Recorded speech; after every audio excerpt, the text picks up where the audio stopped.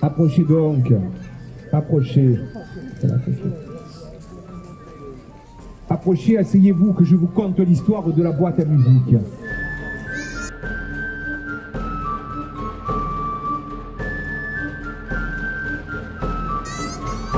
Cette histoire qui m'a été contée par mon maître André Bars, le conteur du Luberon. L'histoire ne saura pas.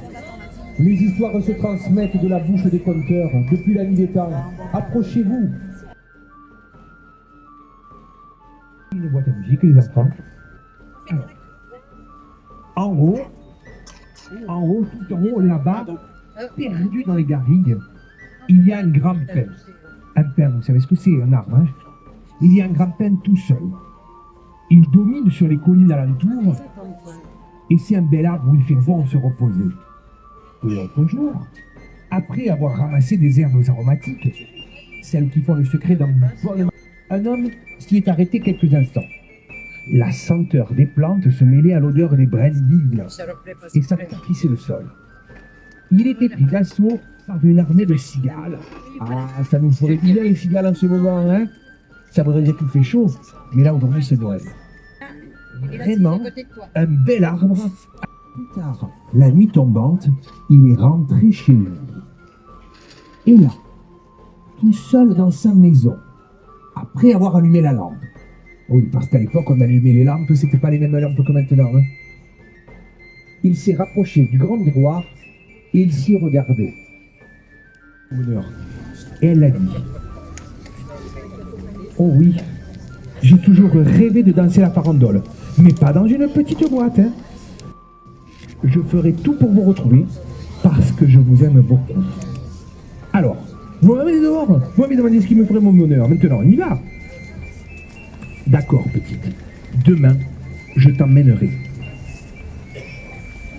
Elle sortit de la boîte et s'est mise à danser la farandole autour du grand bain, comme elle le voulait.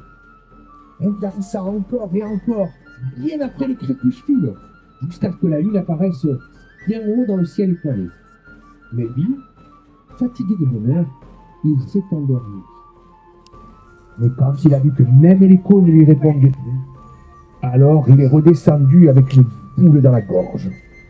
Il chantait et que le grand-père pleurait de répit.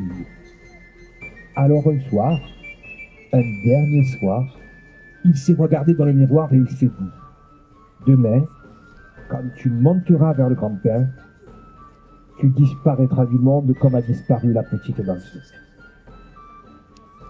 Il a entendu une musique lointaine. Ça semblait venir par-delà les collines. Et le chant des oiseaux des cigales l'accompagnait. C'est toi, petite? Elle lui tendit sans rien dire une boîte à musique. Il a soulevé le couvert et bien sûr, elle était vide. La musique s'est mise à jouer, la jeune personne a dansé et lui a gardé les yeux bien ouverts pour ne pas la perdre cette fois-ci. Tard dans la nuit, alors que les étoiles brillaient plus que d'habitude, ils sont redescendus à la maison.